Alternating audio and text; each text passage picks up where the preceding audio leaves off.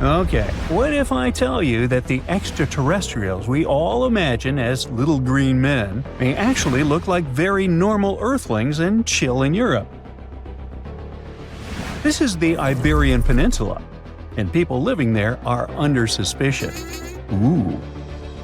Here's the reason. Somehow, parts of the most important artifacts that the Iberian civilization called Treasure of Valena are made of metal that simply can't be found on Earth, because it's metal from a meteorite. Now let's tackle this step by step.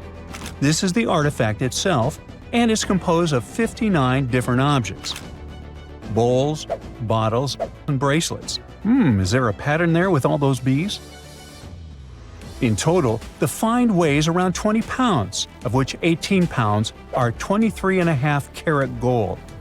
Now, if you're not a metal specialist, I'll clarify it for you right away. For comparison, 23 karat gold is 95.8% pure gold, so 23.5 karat is even purer. The remaining percentage goes to other metals to help add strength and durability to the precious alloy.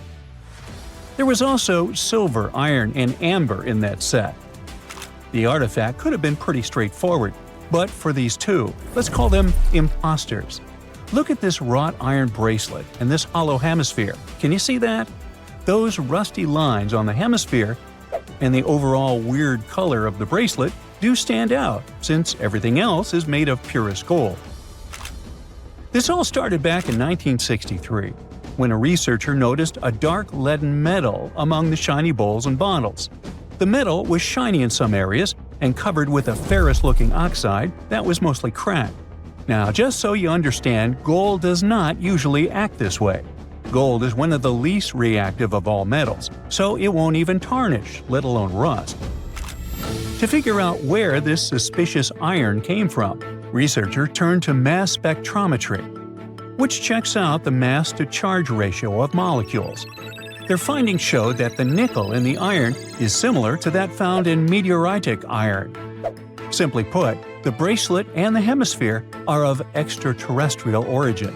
Ooh. Now, the exact age of the trove is hard to determine, yet it's crucial. We need to know the exact age to see if it coincides with the start of the Iron Age in the Iberian Peninsula. If it does, then no further questions here. But if it doesn't, well, it's, at the very least, weird, if not suspicious. So there's this three-age system. It comprises the Stone Age, then the Bronze Age, and then the Iron Age.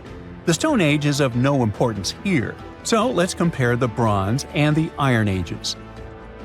The Bronze Age began when it was realized that combining copper and tin produced a material that was more durable than either metal alone.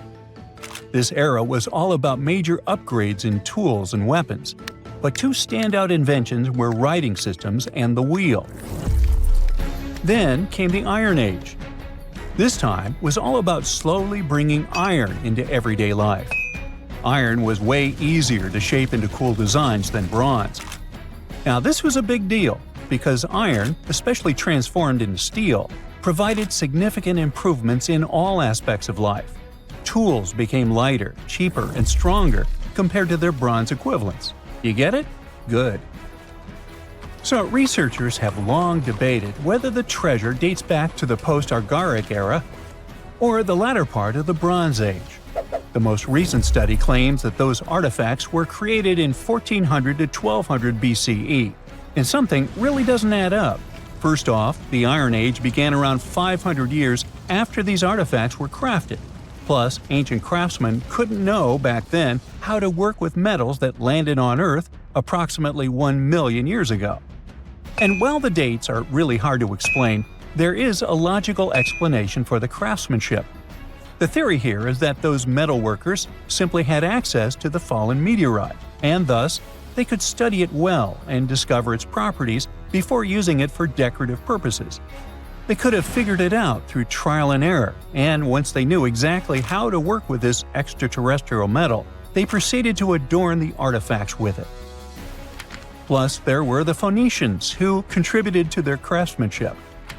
Now, it's true that the Iberian people have been processing metal and making pottery long before the Phoenicians settled on the peninsula. But the arrival of new metalworking techniques and the introduction of the potter's wheel enabled them to produce better quality goods much faster than before. So, we figured out the extraterrestrial origins of the Iberian artifacts. But guess what? This area is still under suspicion. The reason for that is the language they spoke. You see, for most modern languages people use today, there will always be some proto-language. Say for Italian, Spanish, and French, it's Latin, hence their similarities. But wait, Iberian was largely spoken where modern Spain is. So why isn't Spanish similar to it? Well, the truth is, no language today is similar to the Iberian. Maybe only the Basque language, but it's because of some similarities found in their numerical systems. Basque is classified as a language isolate, or simply unrelated to any other known languages, and the only language isolate in Europe. The Iberian language is unclassified. While the scripts written in it have been deciphered to various extents, the language itself remains largely unknown. And look at the alphabet the Iberians had. Looks like it doesn't really belong to our planet. But hold up, this one might be a bit of a stretch. When the Phoenicians came to the peninsula, they brought along their alphabet to the Iberians. But honestly, the Iberians probably weren't keen on just copying someone else's writing system, so they tweaked it until it looked completely different. Let's just say they took some inspiration and ran with it. While linguists can guess to some extent how most characters sounded, actually translating the language is still completely impossible. The Iberian language was non-Indo-European and faded away over 2,000 years ago.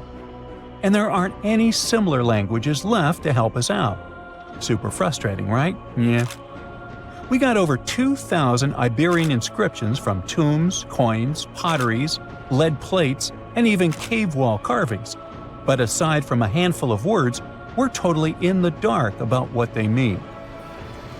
Now, if we could understand their language, we might have learned that they were great thinkers and all, but we can only contemplate the works of art they left. Iberian culture has a lot of amazing stuff made by talented artisans. We're talking about not just metalwork and ceramics, but also detailed sculptures, textiles, jewelry, and other personal bling. But here's the catch. Making all those luxury items depended a lot on a big farming class. At the heart of Iberian society, most folks were involved in farming and taking care of livestock. Depending on where you were, the types of farming varied. For example, up in the north, they were all about growing grains, while down in Valencia, they focused on producing olive oil and other agricultural aspects. In the west, raising animals was the name of the game. Still, we don't have much information about the day-to-day lives of the many people doing this essential work. Yet, on the flip side, we know a lot about the upper class of Iberian society, who control these agricultural resources and hire the artisans. By the 7th century BCE, we start to see a group of Iberian princes who were living the good life, trading with the Phoenicians and enjoying fancy luxury items. You can spot this elite class in their burial practices. Cremation was the go-to method for funerals among the Iberians, and wealthy individuals were often found in cemeteries with all sorts of lavish goods and funerary sculptures that give us a peek into the fashion and hairstyles of the rich. Interestingly, starting in the 6th century BCE, there was a noticeable drop in the number of recognizable burials, which suggests that these elaborate funeral customs became more exclusive to a small elite. Meanwhile, the fate of the majority, farmers, artisans, soldiers, and laborers, who made up a big chunk of the population, remains a bit of a mystery. It used to be a pretty advanced civilization, but it vanished without a trace. Researchers think it could have been due to some massive earthquake. But so far, we don't know for sure. You're probably familiar with the saying, X marks the spot. It comes from pirate lore and adventure stories often linked with treasure maps. They may be out of fashion these days, but that doesn't stop countless antiquity hunters from searching through hills and fields daily. One such enthusiast didn't have a map with a giant X on it, but when his metal detector beeped on a sunny day in April 2025, he uncovered one of the largest buried coin hoards ever recorded. So, what kind of treasure are we talking about here, and what makes it so unique? The discovery was made by Romanian hobbyist Marius Mangiac, who says he just wanted an excuse to get some exercise and fresh air. During one of those walks with his metal detector in a location 30 miles southwest of Bucharest, the device picked up a signal. As he began to dig, he found a handful of silver coins just beneath the surface. Though oxidized, they seemed remarkably well preserved. Oxidation happens when metal reacts with air or moisture over time, causing it to change color, darken, or develop a crusty surface. Just like a sliced apple darkens when exposed to air if left out too long. The pile of coins grew quickly. Soon, it was obvious they were all packed into a ceramic jar. The final count was nearly 1,500 silver denarii, Roman coins likely buried around 1,700 years ago. However, these denarii date from the reigns of emperors Nero to Marcus Aurelius, covering over a century during the Roman imperial period, which means they're almost 2,000 years old. The presence of coins from multiple emperors suggests that the wealth was accumulated over many years. The Roman money system had a bunch of different coin types, so finding only silver denarii in the stash is a bit odd. It would be like burying $15,000 in cash, but all of it $10 bills. It could mean that the original owner was a trader. Maybe he was hiding his profits during dangerous times. Perhaps it was simply someone's life savings. Depending on the emperor and the period, the value of denarius fluctuated quite a bit, so 1,500 denarii could have been either a comfortable retirement fund or not nearly enough. In the 1st century, one silver denarius could get you 12 loaves of bread, and if you have 5 of them, you could buy an amphora full of wine. An amphora was a large 2-handled ceramic jar used to store and transport wine, oil, or grain, and it seems to be the type of vessel in which this treasure was buried. Though amphorae were made in many different shapes and sizes, the Romans eventually standardized them as a unit of measurement, with one amphora being roughly equal to 7 gallons of liquid. The spot where the jar was buried wasn't tampered with. This might indicate that the hoard remained undetected all this time, but the amphora had already been broken when it was found. But why would it be broken, and what could that mean? While the exact cause of the breakage has not been explained yet, archaeologists say it may have been broken on purpose as part of a protective ritual before burial. In some ancient cultures, ritual vessels were deliberately damaged as a symbolic act. Maybe it means the jar had done its job, either as an offering to the gods or to keep someone from stealing it. You can have my silver, but I'm not giving you my precious jar. However, such rituals were not common in Roman culture, so it's a mystery for now. Perhaps it broke because the jar contained silver while being exposed to 2 millennia of soil pressure, freeze-thaw cycles, root growth, or a blind mole rat trying to find its way around. Although the amphora and its silver are now being preserved and examined by experts, their discoverer almost ended up unrewarded. After finding the hoard, he had to notify the police so they could secure the site. However, he was under pressure because in Romania, you have 72 hours to report any significant historical find. Unfortunately for Mr. Mangiac, he ran into a problem since it was a holiday and the offices he needed to contact were closed. He spent the following 2 days meticulously photographing every single coin before finally being able to present his findings to the authorities. While the exact amount of prize Mr. Mangiac might receive isn't publicly known, Romanian law typically awards 45% of a discovery's appraised value to the finder. Not a bad outcome for what started as a casual walk with a metal detector. Meanwhile, the site itself had been declared an archaeological zone, and any future digging will be done under expert supervision, which means that this story might have a follow-up one day. But for now, let's focus on what makes metal detectors beep and see if there are more hidden troves to be found around the world. Today, most hobby-grade detectors rely on something called VLF technology, where VLF stands for very low frequency. When you sweep the detector over the ground, its coil sends out an invisible magnetic field. If something metallic is within that field, for example a nail, a discarded wedding ring, or ancient Roman silver, it bounces back a signal. The device picks that up and beeps to let you know something's there. The stronger the signal, the closer or bigger the object probably is. Basically, it's using electromagnetic induction to make buried metal respond, like calling into a cave and listening for the echo coming back at you. Fun fact, bats use a similar principle to detect what's in their environment, but with sound. It's called echolocation.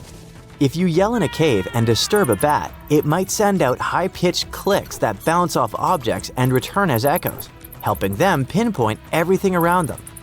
Doesn't matter if it's a tiny insect or a pesky human in complete darkness. Metal detectors use magnetic waves. Bats use squeaks and echoes. Now, if all this got you curious about grabbing a detector yourself, what are some major locations to consider? Mr. Mangiak simply went for a walk, but for many, it's a rewarding hobby that helps history and also pays off well. And not just in Romania, but all over the world. In the UK, regions like Norfolk, Suffolk, and Lincolnshire have become hotspots where enthusiasts regularly uncover Roman coins, Viking relics, and medieval artifacts. During the Iron Age, burying valuables was a common practice. Some researchers think it was done as a way of storing valuables. Others think it was part of a ritual. But either way, many of those hoards could still be there. France also has plenty of stuff hidden beneath the ground, including ancient Roman and Gallic treasures. In the Netherlands, someone recently uncovered a fragment of an extremely rare Viking sword. Scotland is no exception either, and findings like Peebles' hoard give additional insights into the Bronze Age. If you don't feel like venturing alone, there are organized metal detecting tours available in various countries, offering guided access to historically rich sites. That's if you're planning to search for lost relics. But what if you want to bury your own treasure chest and hide it from a metal detector? How far do you need to dig? Most hobby-grade detectors can spot a large object close to 3 feet deep. Smaller stuff like coins, just 6 to 8 inches. We also have to take into consideration that wet ground can actually boost detection. It helps signals travel better and makes buried metal easier to spot. On the other hand, professional, expensive detectors that use advanced technology can detect large metallic targets at depths of almost 100 feet, especially on a rainy day. But unless you bury your chest in a strategically important place, odds are it'll stay uncovered. Just don't forget to mark the spot on your map with an X. They say this place is swarming with money. It's been stored there for centuries, but no one managed to take it away from this island. Treasure hunters have been bewitched with this place since 1795. Many people have tried their luck looking for the treasure that could be hidden there by the Spanish pirates or even by the Knights Templar. But today, it's impossible to get there, as it's a private place, so all you can do is book an ocean tour around this island. Otherwise, you can take a peek at it in a TV reality show starring the Legina brothers, Rick and Marty, who are a team of enthusiasts looking for the treasures of Oak Island in Nova Scotia, Canada. Yeah, seems like there's no place where TV producers can't get to. One of the most famous discoveries out there was the so-called Money Pit. Despite the promising name, it wasn't full of money. Now we have to jump to 200 years ago. The Money Pit was first found by a 16-year-old kid in 1795. One day, Daniel McGinnis went fishing at Oak Island. He saw a tree there. Unsurprisingly, it was an oak, and it had weird markings. They didn't seem to be natural, so Daniel decided to check the area. He then saw a sunken patch of ground and started digging immediately. His two friends helped him out, but instead of treasures, the guys only found logs placed underground at regular intervals. It looked like a place where someone could hide money or jewels, but nothing precious was found. However, there was something curious down that pit. Someone found a granite stone there, and it had an engraved inscription on it. There were many attempts to decode it, but most of them ended up in failure. There's one translation though, and it says, 40 feet below, 2 million pounds are buried. Yeah, McGinnis and his friends should have dug harder. The next fun thing about the money pit is the coconut fiber found down there. They say that large amounts of this fiber were found at a depth of 60 feet. It may not surprise you, but I have to remind you of one thing. Oak Island is in Nova Scotia, Canada. Coconut trees do not grow there. The nearest one is about 1,500 miles from Nova Scotia, which makes it obvious that someone brought this fiber purposefully. Researchers came up with an idea that coconut fiber could have been used to make ropes and lower all the treasures down the pit. Next up, we have not one, but two mysteries. In the late 1800s, the Oak Island Treasure Company was thoroughly inspecting and excavating the island. Everyone believed something enormous was hidden there. These guys managed to drill 153 feet underground. That's like 15 stop signs stacked one on top of the other. You might have guessed that they didn't find pounds of gold and diamonds, but they found a manuscript. There's a theory claiming that it's one of Shakespeare's lost manuscripts. Some scientists believe that it was hidden there by the writer and scientist Francis Bacon, the true author of Shakespeare's works. Yeah, rumor has it was Francis and not William who wrote all the plays and sonnets. But there's no proof it was really so. The Money Pit may be the most popular shaft on Oak Island, but it's not the only one, and it's not the first. Before the Money Pit discovery, treasure hunters were drilling at Smith's Cove. While damming there, they found a wooden piece. It was a U-shaped formation that had Roman numerals. After a more thorough inspection, the specialists realized it was supposedly dated to 1769. The Money Pit was discovered 26 years later. This fact created many speculations that this structure might have been part of the real shaft with treasures everyone was looking for. Now, look at this Templar coin. It wasn't the first discovery on the island, but it was crucial in some way. Even if it may not sound like a big deal today, in medieval times, those coins would amass an insane amount of wealth. They were typically stored in European fortresses. For the treasure hunters, this coin was a sure sign there was more to be found on the island. The logic is simple. If there's one coin of that kind, there must be something else. And they were right. It wasn't the only Templar discovery. On the southwest shore of the island, a crossbow bolt was found. Experts say it dates back to the 13th century. But, once again, that wasn't something the treasure hunters were after. Some more coins were found on the island. Rick and Marty Legina retrieved this precious piece from a swamp. The coin is made of copper, and this time, it originated from Spain. When it was found, the Legina brothers could only see the number 8 engraved on it. But later on, some experts studied this coin and claimed it was made sometime around the 17th century. They managed to clean it well and saw the date 1652 engraved on the back of this coin. There's a theory stating that Spanish explorers found some treasure but hid it instead of taking it to the king. So maybe this coin just dropped out of the chest full of coins and jewels and is part of the treasure everyone was after. Or someone could have accidentally lost it while looking for the treasure. Who knows? One more famous treasure hunter is Gary Drayton. Gary and his team, together with Rick Legina, came across 2 coins while metal detecting the island. Those were 17th century King Charles II Britannia coins. One of them had a very clear inscription on it, stating that the coin was minted back in 1771. Another swamp treasure of possibly Spanish origin is also here. This time, it's a silver ring. A specialist studied it closely and reported that it had been repaired twice. The ring was once made bigger, and it was also made smaller once. It's decorated with a floral design, which was popular in Europe in the 1730s. Among all the other curious things, Rick and Marty Legina found a silver button at Isaac Point. The button's pretty old. It supposedly dates back to the middle of the 18th century, and the notorious Money Pit was discovered later. This is why it wasn't a big deal of a find. It could simply belong to some farmer peacefully raising livestock on the island. There's no official record of any chest full of gems and coins found on Oak Island, but enthusiasts did find some jewels there. First off, the team found a brooch with a magnificent red gem. They mistakenly thought it was a ruby, but a professional gemologist stated it was a garnet. The piece was made of silver, and it's pretty old. Experts believe it was made around the 15 or 1600s. Another brooch they found didn't have any gems on it, but it had an intricate design. It's a brooch with a leaf design and an ornate rope. There are 13 branches of the leaf, which instantly created more mystery to the whole treasure hunting.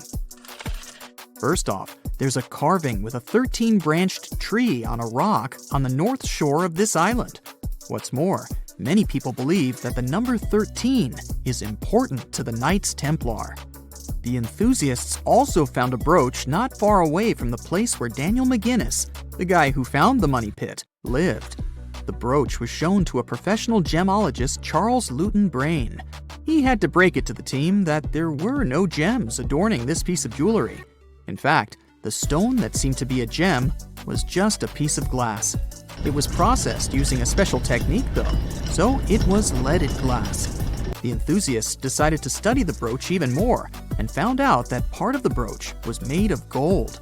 The specialists claim that the brooch dates back to the 14th century. Was it the treasure everyone was looking for? It all happened in 1708. On June 8th, the Spanish galleon San Jose was going back home to Spain from the Caribbean. In total, there were 17 ships. The captain of the San Jose knew they were in for some trouble, as English ships were lurking in that area. He knew they would be after the treasure loaded on the ships. The price of the treasure from the New World was so astronomical that it could turn the course of historic events in Europe upside down. In order to be safe, the Spanish galleon was to reach Cartagena de Indias. It's where we have Colombia now. But sadly, other things were predestined for the San Jose. The 4 English ships appeared. The galleon couldn't just escape them. There was no choice but to turn around and fight. Then all the chaos started. Red flags showing that the battle started. Firing cannons, the smell of gunpowder. Nobody knows exactly how it all ended. As dusk fell, it was hard to see clearly what was happening. The only thing that remained in history was the sinking flagship San Jose. Then, silence. No wonder that San Jose, being the flagship, was the most strategically important galleon. She would carry an insane amount of precious metals, such as gold and silver, pearls, and gems, such as emeralds. All of that went to stay on the bottom of the ocean for the next 3 centuries. But how come this lost treasure got so legendary? First off, the financial estimates made by scientists shocked people. The ship reportedly carried 7 million to 12 million pesos. Let's translate that to today's money. Yeah, it may not be the wealth that Elon Musk has, but it's around $10 billion.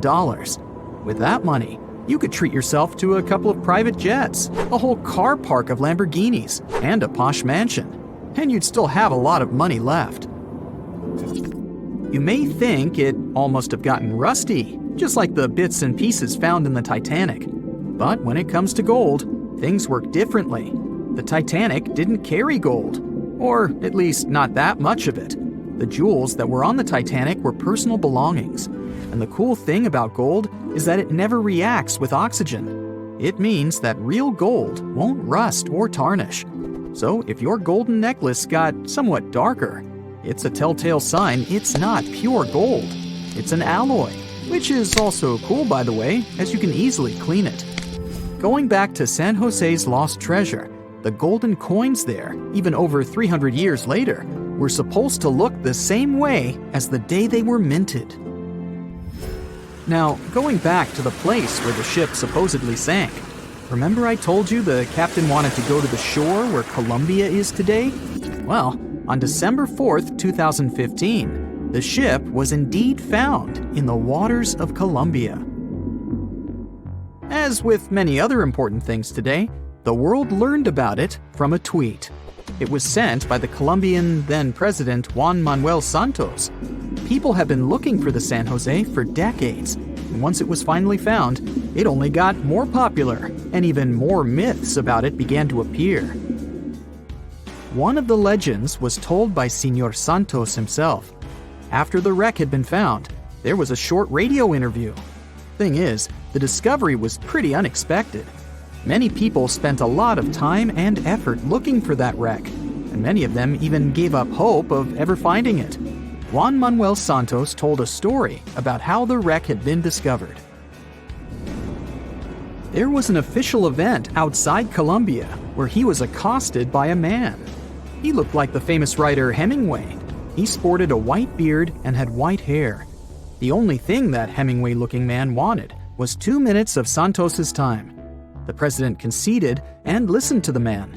What happened next was unbelievable. The man pulled out an antique map, more precisely, a carefully framed copy, and told the president that no one else knew about it. The man pointed to one exact spot.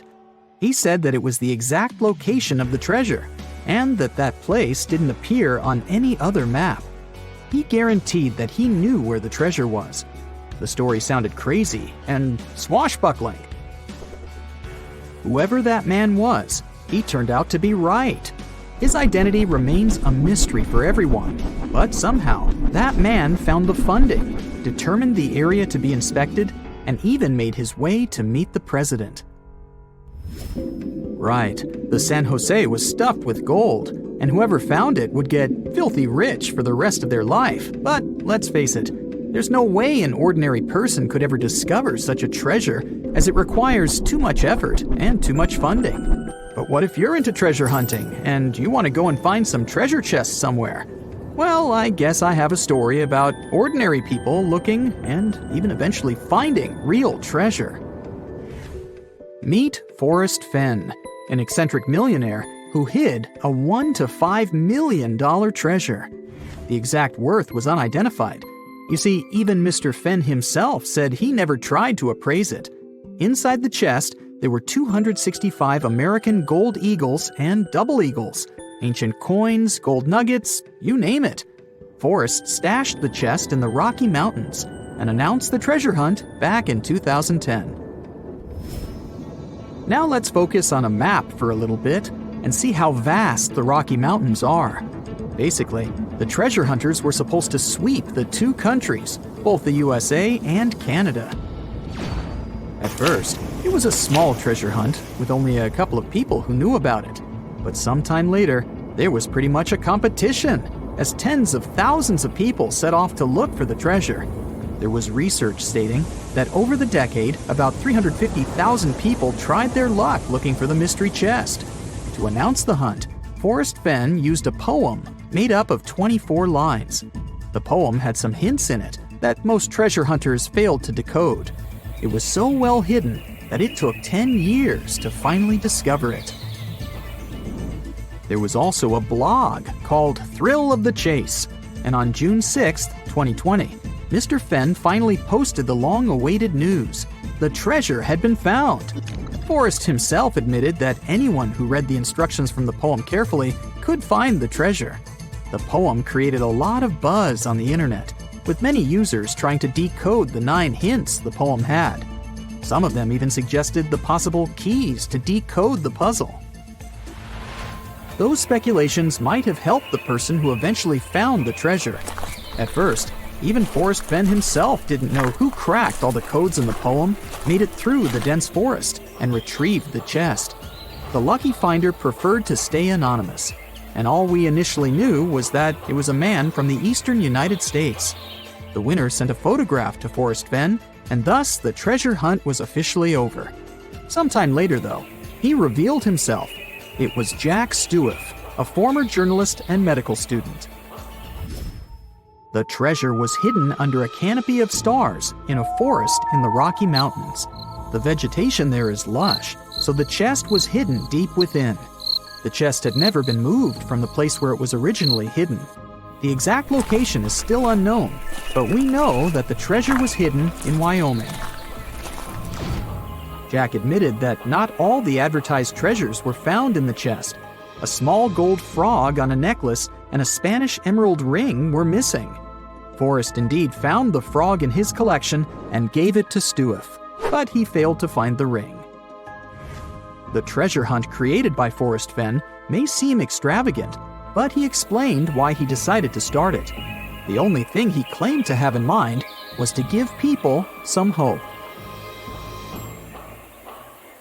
A ship filled with gold and other treasures worth over $13 million was found in the middle of the Namibian desert after almost 500 years.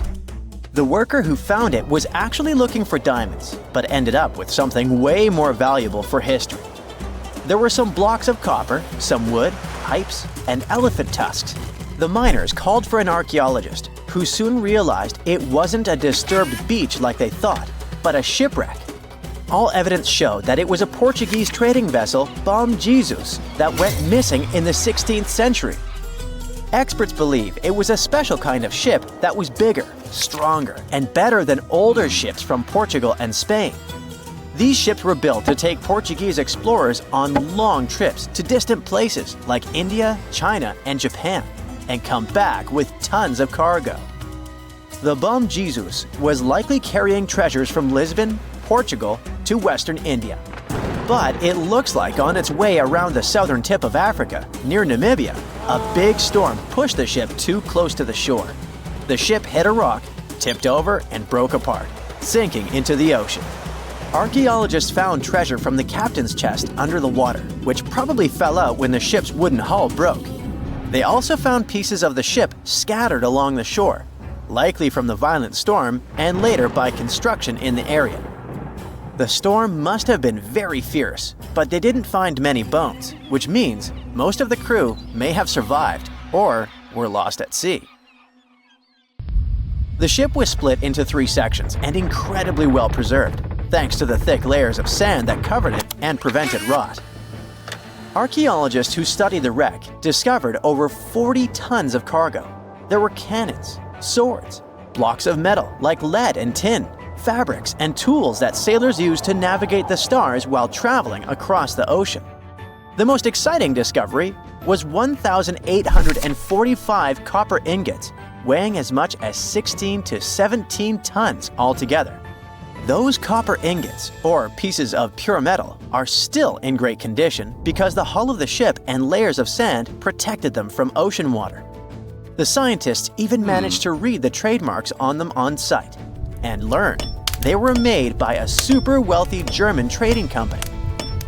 There were also more than 2,000 shiny gold and silver coins from different countries, and 105 enormous elephant tusks weighing about 2 tons.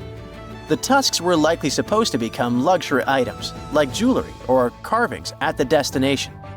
Archaeologists took some DNA samples from the tusks and found that they came from West African forests and savanna elephants. Researchers were lucky that the ship was found in a restricted diamond mining area. No scavengers were able to get their hands on the treasures. The Bom Jesus remains the oldest and most valuable shipwreck that was ever discovered off the western coast of sub-Saharan Africa. Another shipwreck recently found by accident was buried under a 10-foot tall sand dune near the Caspian Sea. Some people call it the world's largest lake, and it has water levels that rise and fall over time because of the changes in weather patterns. These changes can move sand and uncover things like this shipwreck and other treasures along the coast. As the dune slowly disappeared, the ship started to show. Before digging it out, scientists worried that waves from the sea might damage the wreck. To protect it, they built a wall using thousands of sandbags to keep the waves away. When the ship was uncovered, they discovered it was a 3-masted, 92-foot-long merchant ship with a strong double hull.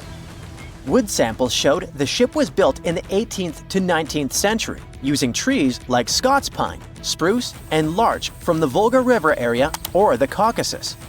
They even found buckwheat and plants from the same region, which were probably traded or used to feed the sailors.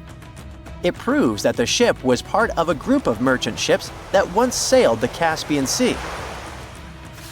An amateur fisherman who was 20 feet under the sea off the coast of Turkey noticed some huge metal remains. He had an underwater camera, so he made footage of the discovery and took it to scientists.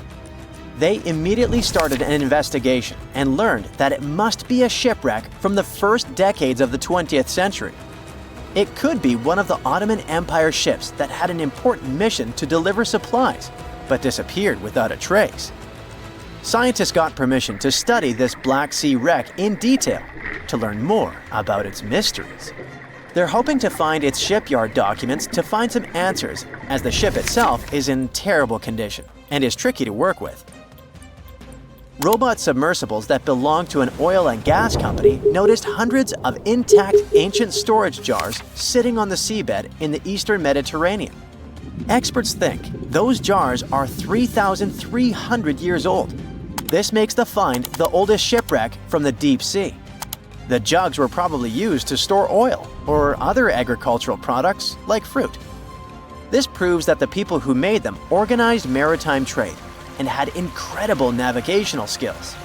It looks like the ancient mariners managed to traverse the Mediterranean Sea without a line of sight to any coast. All they could see was the horizon, so they must have used the sun and other stars to find their way. Off the coast of Sicily, under 20 feet of sand and rock, archaeologists found a shipwreck so old that they aren't even sure what materials were used to build it. They think the ship is from the 5th or 6th century BCE, which means it's over 2,500 years old. This ancient ship wasn't alone. Researchers also found 2 iron anchors shaped like an upside-down T from around the 7th century of the Common Era, and 4 stone anchors from prehistoric times nearby. One of the stone anchors was broken and may have had wooden pieces attached to help it hold on to the seafloor. They figured out that the ship itself was built using the on-shell technique. The wooden planks of the ship were connected so tightly that they could support the ship on their own, with extra beams added just to make it stronger. Sadly, the ship's wooden hull is very fragile now because tiny sea creatures that eat wood have damaged it over the years. Scientists are being extra careful as they study it to make sure it doesn't fall apart. This discovery is such a big deal because it was built during a time when Sicily was super important for trade. Back then, the Greeks and Punics were trying to take control of the seas long before Rome became the ruler of the Mediterranean. By studying this ship, scientists hope to learn more about how people traveled and traded in those ancient times. One more shipwreck, this time off the coast of Kenya. Could be from Vasco da Gama's final voyage. This Portuguese explorer was the first European to reach India by sea around the Cape of Good Hope. Local fishermen discovered the shipwreck in question in 2013. When an underwater archaeologist came to check it out, he found some treasures at the spot: elephant tusks and valuable copper ingots. If this find really has to do with Vasco da Gama, then it must be from the 16th century.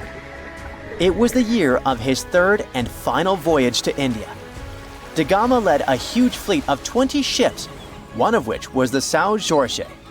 Most of the ship is hidden under layers of coral, and a whole team of scientists are carefully digging trenches to find parts of the ship's wooden frame and hull. Look at these 2 identical diamonds. You won't see the difference with the unaided eye, yet your credit card will surely notice it. On the left, it's a 0.9 carat diamond that will cost you somewhere around $5,000. And on the right, you can see a 1 carat diamond with the price starting at $8,000. The difference is only about 0.02 grams, but the price changes a lot. And both of them are tiny, just around 6 millimeters in diameter. Yeah, a carat is not that much. It's a unit of mass that equals 200 milligrams. As for the biggest diamond ever found, it's 3,106 carats and weighs over 600 grams. An average orange weighs about 140 grams, so this diamond is like 4 oranges. It's called the Cullinan diamond, and it was found in South Africa in 1905. It got its name after the name of the mine it was found in. You can't see its full version these days as it was cut into several pieces. In total, it was divided into 9 larger stones and a whole bunch of smaller ones. In early 1905, the cutting of the Cullinan diamond was entrusted to diamond expert Joseph Asher, the head of the Asher Diamond Company in Amsterdam. A team consisting of 3 specialists dedicated 8 months to the task of transforming the large diamond into smaller gemstones, beginning their work in February that year. Initially, the monumental stone was divided into 7 pieces, which were further cut to create 9 large stones, each named Cullinan with a corresponding Roman numeral from 1 to 9. During the first attempt at cutting the Cullinan diamond, Joseph Asher broke the cleaving knife, which had taken 4 days to prepare, without causing any damage to the diamond. A new cleaving knife was then used for the second blow, resulting in the diamond being split into 2 pieces. The discovery of the largest gem-quality rough diamond sparked speculation and a sense of mystery, with some suggesting that the Cullinan diamond was merely a fragment of a much larger diamond. There were claims that 4 magnificent pieces had been broken off from a larger stone. Despite much discussion and speculation about the origin of the Cullinan diamond, no concrete evidence emerged to support these theories. But is the Cullinan diamond really the biggest diamond ever found? Well, the answer is yes and no at the same time. The thing is, until faceted, the diamond isn't as magnificent as you might think. So yes, it is indeed the biggest one, but nobody really could handle a 600-gram faceted diamond. Such a giant couldn't really adorn anything. The Golden Jubilee diamond, weighing around 545 carats, which is about 109 grams, is known as the largest cut and faceted diamond globally, surpassing the Cullinan diamond by 15.37 carats, or 3.07 grams. It was discovered in 1985 at the Premier Mine in South Africa, which is also the birthplace of many famous diamonds, like the original Cullinan. The Golden Jubilee diamond was originally referred to as the Unnamed Brown. The cutting and polishing of the diamond presented challenges due to its size, surface, deep cracks, and inclusions. De Beers utilized new cutting technologies for the project, which were later applied during the cutting of the Centenary diamond. After extensive work to reduce the diamond's weight, it was completed in 1990 in a fire rose cushion shape. The diamond was then brought to Thailand for exhibition and later purchased by Thai business people in 1995. It was given to King Bhumibol as a gift for his 50th anniversary on the throne and named the Golden Jubilee. The Golden Jubilee diamond is currently showcased in the Royal Museum at Phimmamak Golden Temple Throne Hall in Bangkok as part of the crown jewels. One day, nearly 18 years ago, a Filipino fisherman discovered a 2-foot-long pearl inside a giant clam in the waters near Palawan Island, the Philippines.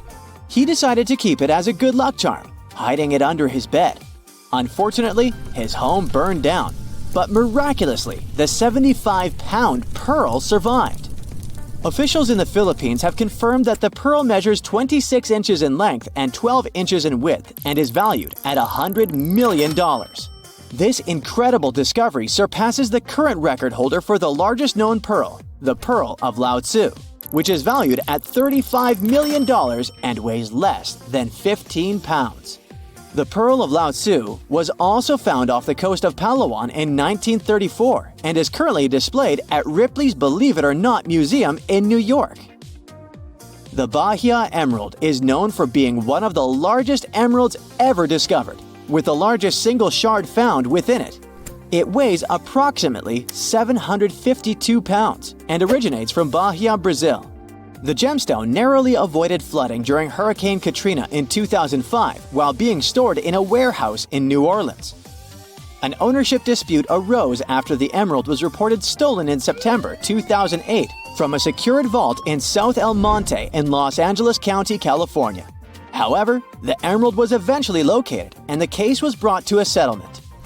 Although the gemstone has been estimated to be worth around $400 million, its true value is still uncertain. A couple of years ago, a Sri Lankan gem company reported the discovery of what they claimed to be the world's largest single natural blue sapphire, weighing 683 pounds. Let's see what jewelry you could make from this behemoth stone. A blue sapphire with such a gigantic weight could be turned into 1,549,016 1-carat stones adorning engagement rings. The owners intended to auction off this gemstone after it had been officially valued. The Gemological Institute in Ratnapura, which initially owned the gem, declined an offer of more than $1 million from a potential Middle Eastern buyer. They estimated that the gem's real value was around $100 million. The discovery of the El Dorado rough topaz in 1984 in Minas Gerais, Brazil, was a significant event, with the rough stone weighing an impressive 81 pounds. However, after being cut and polished, the finished gemstone ended up weighing only 13.6 pounds, resulting in a loss of 83% of the original weight. This drastic reduction in weight was primarily due to the removal of non-gem quality material from the rough stone in order to create a high-quality product with an excellent cut, color, and clarity. The final product was a stunning faceted topaz with a perfect emerald cut, good clarity, and a desirable yellowish-brown color. Weighing 31,000 carats, the finished stone became the largest faceted topaz and gemstone in the world. The name El Dorado has since been used metaphorically to describe a place where wealth can be quickly attained. Additionally, it's been associated with El Dorado County in California and various other towns and cities across the United States. The term has also come to symbolize something highly sought after, though it may be elusive or never found. A ruby weighing 55.22 carats was recently sold at auction for a record-breaking $34.8 million, making it the largest and most expensive ruby to be sold this way. The gem was discovered in Mozambique and named Estrela de Fura, which means Star of Fura in Portuguese. Sotheby's, the auction house that handled the sale, described the ruby as extremely rare and significant in the world of gemstones. While diamonds typically dominate record gemstone sales, rubies are also highly prized for their rarity and value. The previous record for a ruby sold at auction was set by the Sunrise Ruby in 2015. It's a 25.59 carat stone from Myanmar that fetched $30.3 million. Estrela de Fura was originally a 101 carat rough stone, making it the largest gem-quality ruby ever found.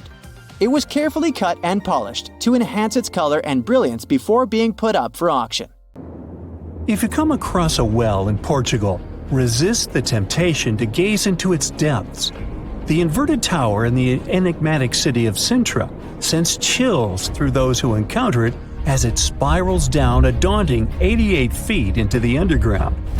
It certainly wasn't designed to collect water, yet its true purpose remains a closely guarded secret.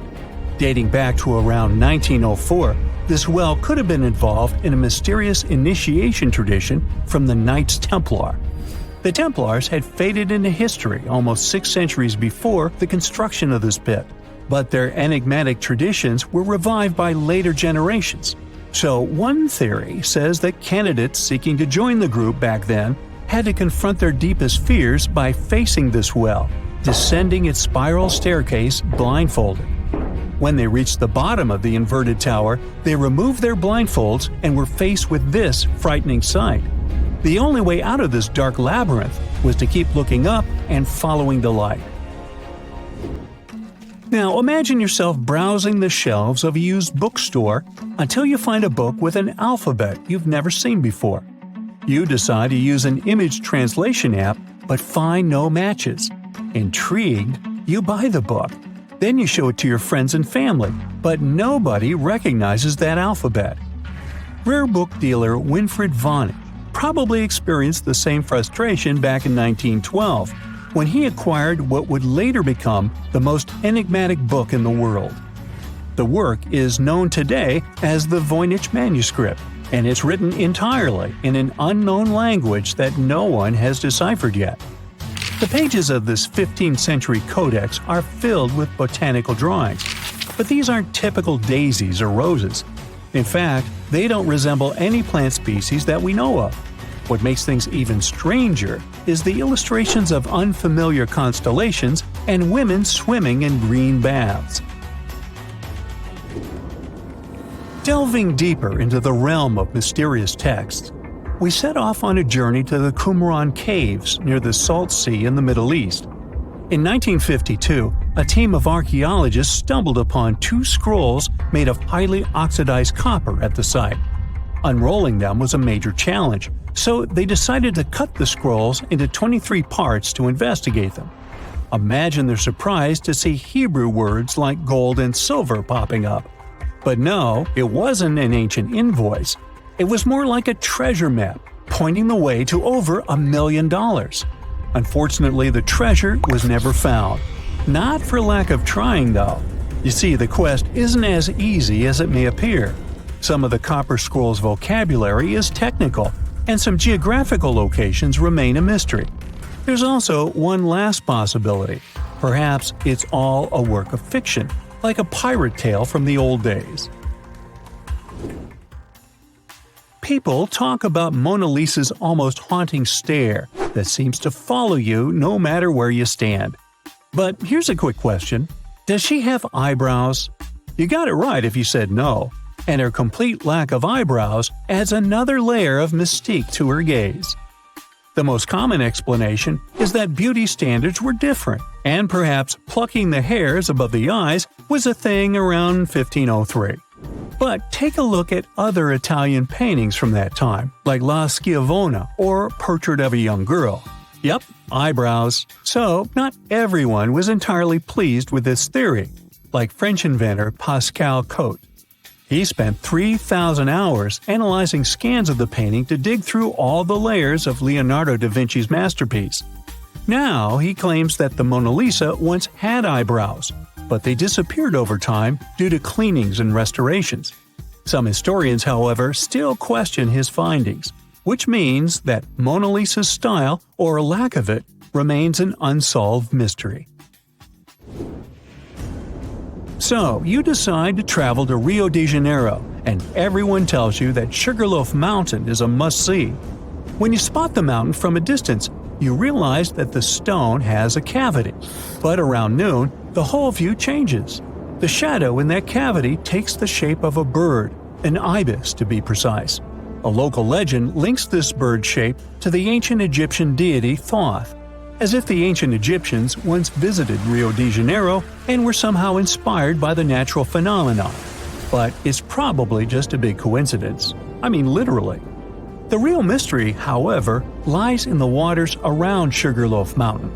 In the 80s, archaeologist Robert Marks got a tip from locals about a treasure hidden beneath Guanabara Bay. He dove in and found quite a few Roman amphorae. You know, those ancient vases with 2 handles? His discovery could potentially provide evidence of a Roman shipwreck that might have reached Brazil 17 centuries before the Portuguese even set foot there. However, he couldn't proceed with his research, and to this day, the idea of the Roman presence on Brazil's coast remains uncertain. The true location of Cleopatra's tomb isn't the only ancient Egyptian mystery. Many secrets are carved into the walls of ancient structures, like in the Temple of Seti I. Take a close look at this hieroglyph, and you'll notice that it resembles a modern-day helicopter. Look to the right, and you'll see an engraving that looks like a submarine. Odd, right? The most reasonable explanation for this has to do with the legacies of different rulers. When a new pharaoh came to power, they had their own hieroglyphs added over the original ones. But this is still a topic of debate, as some Egyptologists believe that these mysterious hieroglyphs may represent some kind of ancient technology. The same applies to the Dendera light. The image found in the underground passageway of the Hathor Temple is a subject of significant controversy in Egyptian history. Some researchers suggest that the inscription simply represents a rising sun, while others interpret it as evidence of some kind of modern lighting system. And it does indeed resemble Crookes' tube, one of the early experiments with electrical discharges. Although there's no concrete evidence of ancient Egyptians having modern electricity, some historians believe that this theory could help explain why many discovered tombs don't have any residues left behind from the use of oil lamps or candles. A lot has been said about the mysterious pyramids of Egypt, but many people tend to forget that other inexplicable structures had already existed even before them. Our next stop takes us to Turkey. The top of a hill known as Göbekli Tepe, near the city of Urfa, holds an ancient secret. It features more than 20 circular stone enclosures dated back over 11,000 years.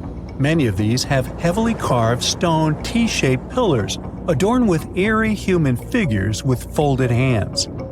The most accepted theory is that it's the world's first temple, likely used for rituals or social events.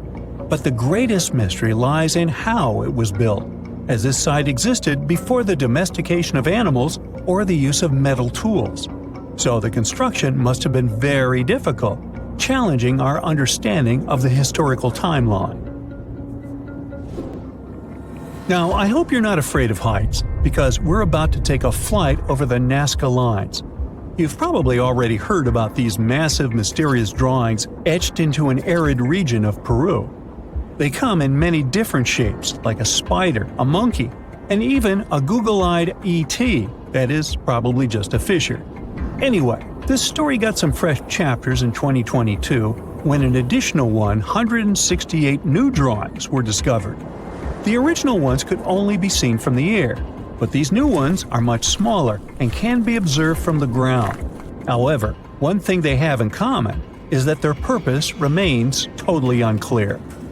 Some might call them the largest-scale calendar in the world. Others suggest that they served as a tool for agricultural purposes. Of course, many theories have emerged in an attempt to give the Nazca Lines a meaning, but the truth is that they remain some of the most important unsolved mysteries in history.